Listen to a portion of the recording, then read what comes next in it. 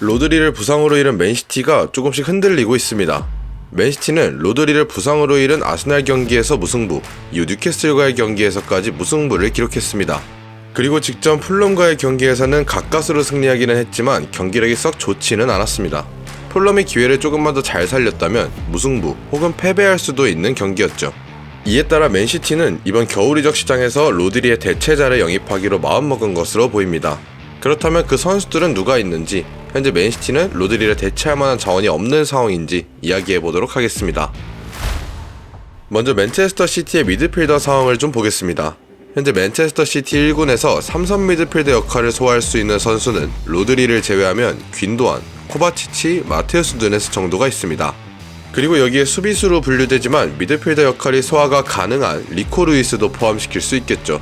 그렇다면 누가 로드리의 대체자로 가장 적합할까요?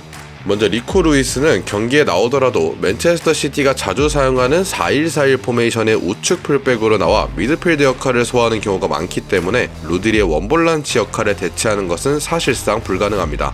원래도 로드리의 원볼란치 시스템에서 인버티드하기 들어오면서 더블 피벗을 형성, 즉 로드리의 조력자 같은 역할을 소화했던 루이스입니다.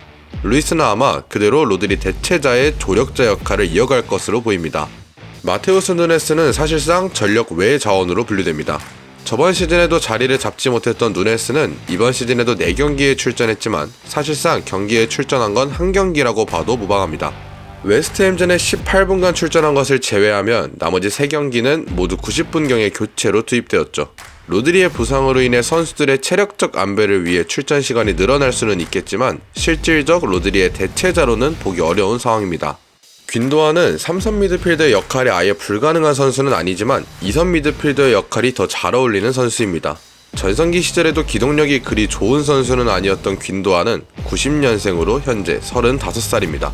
기동력 자체도 좋지 않고 수비적인 능력보다는 조금 더 높은 위치에서 기회 창출에 더 강점이 있는 선수이죠.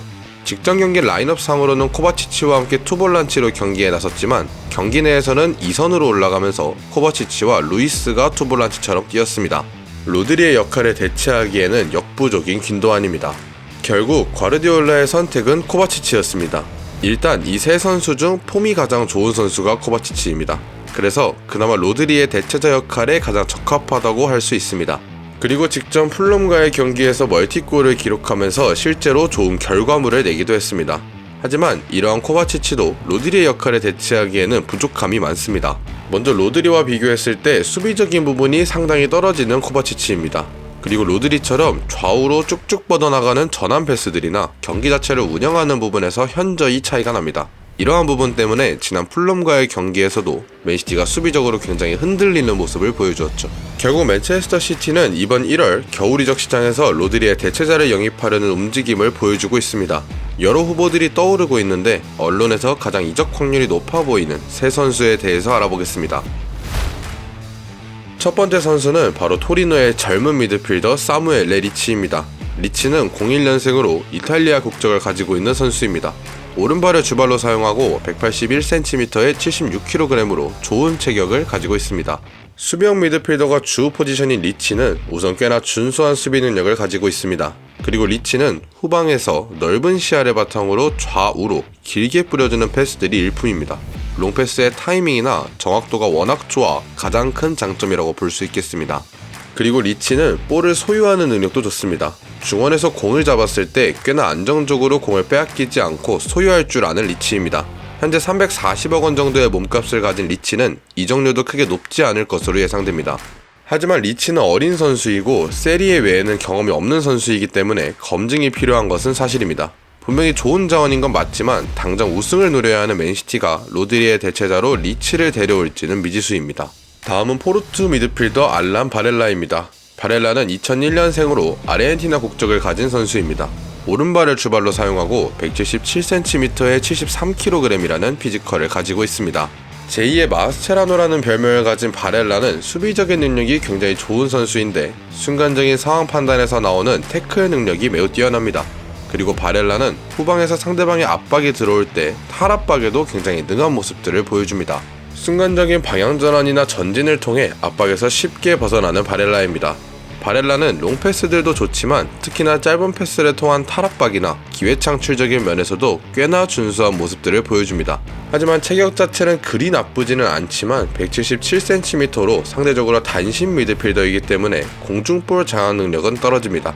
게다가 바렐라는 이미 바이아웃 1000억이 설정되어 있기 때문에 리치와 비교하였을 때 상대적으로 높은 이적료가 책정될 수 있겠습니다.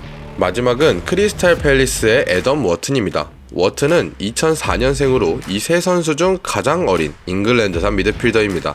182cm에 61kg의 체격을 가진 워튼은 왼발을 주발로 사용합니다. 워튼은 최근 유로 2024 최종 명단에 발탁되면서 비록 경기에는 나오지 못했지만 잉글랜드의 차세대 수비형 미드필더로 꼽히고 있음을 몸소 입증한 바 있습니다. 워튼은 상황 판단 능력이 굉장히 뛰어난 선수로 보이는데 그 이유는 본인에게 공이 왔을 때 주로 원터치 패스로 풀어나가는 경우들이 많습니다. 미리 동료 선수들의 위치와 상대 선수들의 위치를 파악하고 있는 듯 보였고, 그렇다 보니 상대 선수가 순간적으로 압박을 들어오더라도 순간적인 방향 전환 혹은 큰 체구를 이용해서 공을 지켜내는 모습들도 볼 수 있었습니다. 이러한 능력은 본인이 수비할 때도 굉장히 유리하게 작용하는데 상대 선수들의 위치 그리고 공을 가진 상대 선수가 어디로 패스할지 예측하는 능력이 뛰어나 미리 가서 공을 인터셉트하거나 공간을 미리 쉽게 커버하는 모습들을 보여줍니다. 게다가 워튼은 실제 프리미어리그 경험을 가지고 있는 선수이기 때문에 상대적으로 적응에도 문제가 없고 어느 정도 검증된 선수라고 볼 수 있겠습니다. 실제로 지난 여름 이적 시장에도 워튼을 주시했던 맨시티이기 때문에 겨울 이적 시장이 이적이 진행된다면 순조롭게 진행될 것으로 보입니다. 하지만 크리스탈 팰리스가 지난 여름 이적 시장에서 워튼의 이적료를 1000억으로 책정했기 때문에 낮은 이적료의 워튼을 얻기는 어려울 겁니다. 이외에도 후보로 떠오르는 선수들은 니콜로 바렐라, 수비 맨디 등 여러 선수들이 있었지만 가장 이적 가능성이 높아 보이는 선수들은 리치, 알란 바렐라, 워튼일 것으로 보입니다. 물론 확정된 건 없지만 확실한 건 맨시티가 이번 겨울 이적 시장에서 로드리의 대체자를 찾는다는 점입니다. 과연 맨체스터 시티는 이번 시즌 로드리 없이도 프리미어리그 우승을 차지할 수 있을까요? 대체자를 영입한다면 과연 그 대체자는 누가 될까요? 여러분들의 생각이 궁금합니다. 여러분들의 생각은 댓글로, 다른 축구 영상이 보고 싶으시다면 구독도 눌러주세요. 오늘 영상도 시청해주셔서 감사합니다.